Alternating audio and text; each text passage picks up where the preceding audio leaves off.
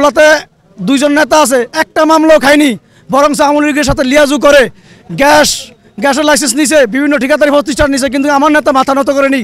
তারা কিন্তু বড় বড় কথা বলে ভোলাতে, কিন্তু আমার নেতা কোনোদিন অন্যের কাছে আপোষ করে না, করবেনও না। তিনি সত্যন্যায়ের, আমি মনে করি সত্যন্যায়ের এক প্রতীক ব্যারিস্টার আন্দালিব রহমান ফার্থ ভাই। ভোলার কৃতি সন্তান, সাবেক সিটি মেয়র, সাবেক মন্ত্রী মরহুম নাজির রহমান মঞ্জু স্যারের সুযোগ্য সন্তান ব্যারিস্টার আন্দালিব রহমান ফার্থ ভাই, যে অন্যায়ের কাছে কখনো কোনো দিন আপোষ করেননি আর করবেনও না।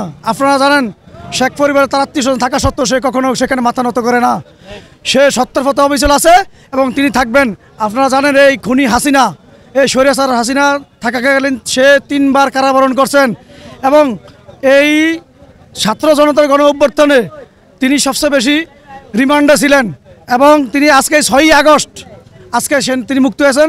সেই উপলক্ষে বাংলাদেশ জাতীয় পার্টি ভোলা জেলা বিজেপি কর্তৃক আয়োজিত আজকের আমাদের ব্যারিস্টার আন্দালিব রহমান কারামুক্ত উপলক্ষে আমাদের আলোচনা সভা হয়েছে। আপনারা সবাই জানেন, আমরা ব্যারিস্টার আন্দালিব রহমান ফার্থ ভাই ভোলা সদর 1 আসনে আগামীতে ইনশাল্লাহ নির্বাচন করবেন, এটাও সিদ্ধান্ত ফাইনাল আমাদের। আপনার দেশবাসীর কাছে আমি একটাই আবেদন করব, ব্যারিস্টার আন্দালিব রহমান ফার্থ ভাইকে আগামীতে ভোলাবাসী বিপুল ভোটে বিজয়ী করবেন, এই আশাই আমি ব্যক্ত করি। এবং আমার ভোলা সদর উপজেলা জাতীয় ছাত্র সমাজের পক্ষ থেকে আমার একটাই আবেদন থাকবে, যে ব্যারিস্টার আন্দালিব রহমান ফার্থ ভাইকে হাতকে শক্তিশালী করার জন্য আমরা সকলে ঐক্যবদ্ধ ভোলার মানুষ আছি এবং থাকবো। কেউ কোনো কথা বলে লাভ নেই। আপনারা জানেন বিগত দিনে ভোলাতে দুইজন নেতা আছে, একটা মামলাও খায়নি, বরং আওয়ামী লীগের সাথে লিয়াজু করে গ্যাসের লাইসেন্স নিছে, বিভিন্ন ঠিকাদারি প্রতিষ্ঠান নিছে, কিন্তু আমার নেতা মাথা নত করেনি। তারা কিন্তু বড় বড় কথা বলে ভোলাতে, কিন্তু আমার নেতা কোনোদিন অন্যের কাছে আপোষ করে না, করবেনও না। তিনি সত্যন্যায়ের, আমি মনে করি সত্যন্যায়ের এক প্রতীক ব্যারিস্টার আন্দালিব রহমান ফার্থ ভাই, এটাই আমাদের একটা ইয়া। আর আমরা আগামী 2026 সালের নির্বাচনে ভোলার মানুষ এখন আর অন্য কাউকে চায় না, ব্যারিস্টার আন্দালিব রহমান ফার্থ ভাইকে ছাড়া। তিনি শুধু ভোলার এমপি হবেন না, তিনি সারা বাংলাদেশের মন্ত্রী হবেন। আমরা তার কাছ থেকে আমরা চাই খুনি হাসিনার সর্বোচ্চ শাস্তি, এবং সর্বোচ্চ শাস্তি যেটা কি যে শত শত মানুষকে হত্যা করছে, শত বললে ভুল হবে, হাজার হাজার মানুষকে হত্যা করছে, গুম করছে, খুন করছে।